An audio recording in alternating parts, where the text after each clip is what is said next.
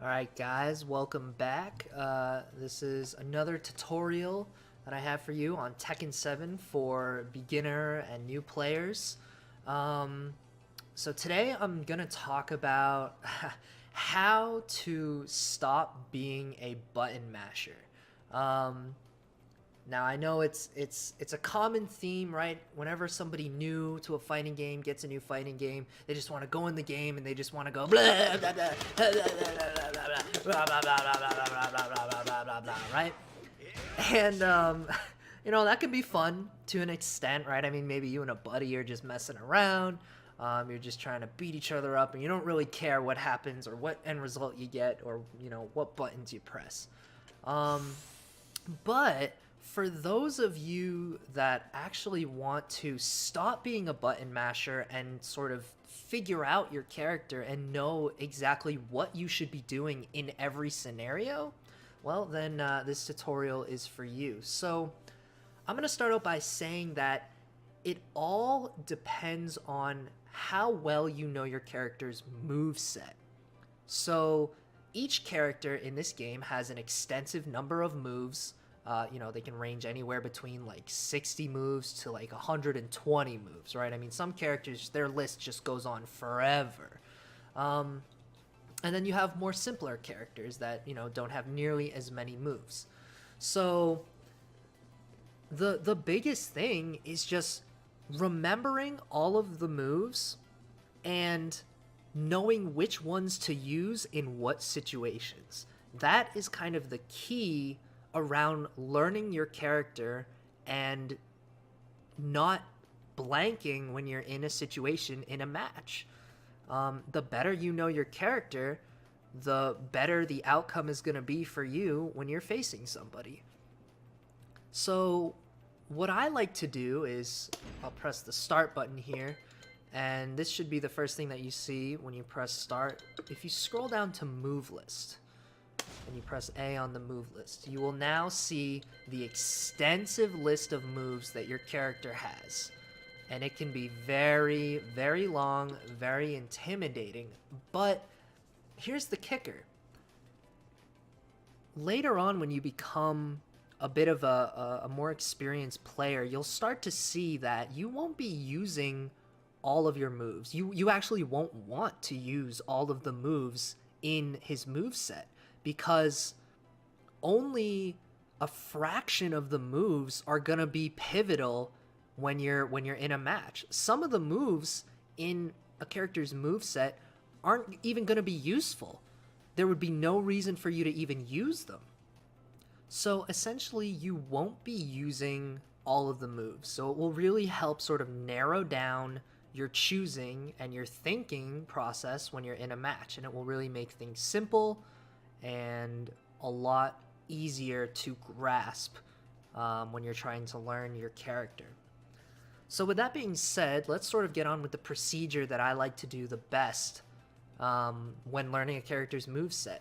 Essentially, it's gonna be just raw learning and doing the move until you can do it with succession, and then going back and redoing the moves that you've already done by memory. So, for example, if I do move 1 here, right, it says during rage, press 1+2. All right. By the way, if you now see the input is above the characters, you can do that by being in the move set. If you're in the move list here, you just press Y, and the input will show above the characters. So this one is called Rage Art. I'll explain a little bit more about both Rage Art and Rage Drive being the second move, but I'll explain more about those later on in a different video, which I would also recommend you take a look at, because those will have important terms to know when trying to pick up Tekken 7. Alright, so just for this example, we're going to go through a few moves here. Maybe we'll go through, say, I don't know, the first 10 moves or something, right? So this is essentially what I would do. I would start with move number 1. It would tell me how to do it, so I do. 1+2 gives me the Rage Art move, right? Does this really cool long video animation, does a lot of damage, yada yada yada. Alright, so that's move 1. So now we go on to move 2. By the way, if you don't know how to switch quickly between your moves with the bar still above, you can just hold the share button.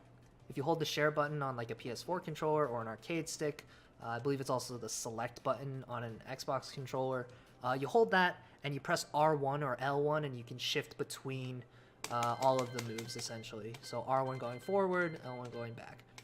All right, so we know how to do the first move, all right? Well, let's go to the second move. What's the second move? Rage drive says during rage drive, rage drive, during silent entry. Okay, so we'll just do move number 2 here. All right, cool. Move 2, done. Now what I would do is I would try to remember what move 1 was without looking, because, you know, if you look, you're not going to remember it, right? Only look if you truly forget what the move is. So move number 1, we remember, is just a 1+2 input. All right, bada bing, bada boom. We got move number 1 and we got move number 2. Cool, so those should be, you know, stored in your memory by now, basically. Just 2 moves, you know, not too difficult. All right, well, let's move on to move number 3. Okay, so this is interesting. This is a new move. This looks like to be 3 buttons. At least they're all the same button. So we could probably just mash all 3 buttons out and get the input. Well, look at that. So that looks to be the move. If you're ever unsure if you're doing a move correctly, check this out. You go back into the move list and you click A. If you click A, if you see at the bottom, it says A, play demo. It'll actually tell you what the move is supposed to look like. The character will then demonstrate the move as follows. So there you go. That's how you know if you're doing the move correctly or not. So now that we've gotten the third move down, all right, we've now learned 3 moves. Can we remember moves 1 and moves 2? Well, yeah, move 1 was just 1+2 for the rage art. It was silent entry 1+2 for the rage drive. Whoop, that wasn't it, sorry. There we go. And now move number 3. Okay, cool, so that's 3 moves down. Moving on to number 4. I know, we're getting a lot more into this now. So number 4 says 1-2 combination. Looks like it's just a 1 and a 2. 1, 2, 1, 2, 1, 2. All right, so now we have 4 moves down. Do we remember moves 1, 2, and 3? Yeah, we do. 1+2. Silent entry 1+2. 1, 1, 1. And now 1, 2. Okay, moving on to number 5. So hopefully you guys can sort of start seeing the point here. You know, basically it's just it's a matter of going back, remembering your moves, and just making sure that, you know, you can store them in your memory bank.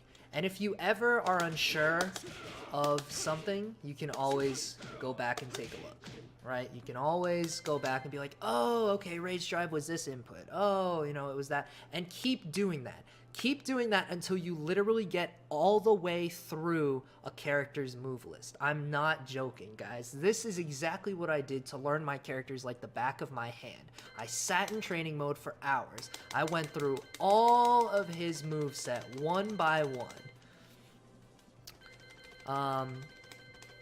So you might say like, oh, so you should know every single move like the back of your hand. Well, actually, I don't.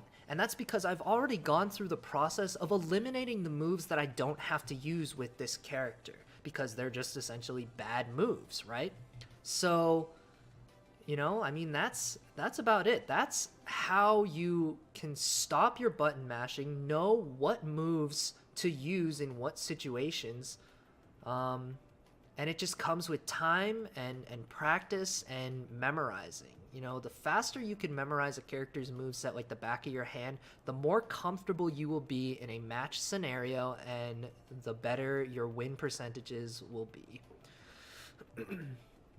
So, yeah, I think that about sums it up here.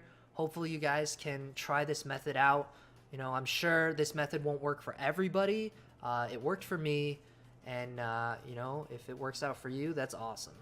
So until next time, guys, thanks again for watching, and I will see you later.